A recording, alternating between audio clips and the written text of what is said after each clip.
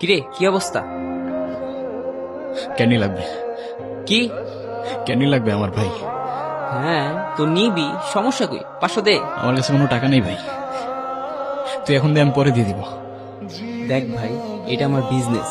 Business বিজনেসের জায়গায়, আর ভাই ভাইয়ের জায়গায়। তুই যদি ক্যান্টিন নিতে চাস, টাকা দিয়ে নিতে হইবে। টাকা ছাড়া কোনো ওয়ে নাই। ভাই আমি তোর পায়ে ধরি, প্লিজ একটা ক্যান্ডি দে।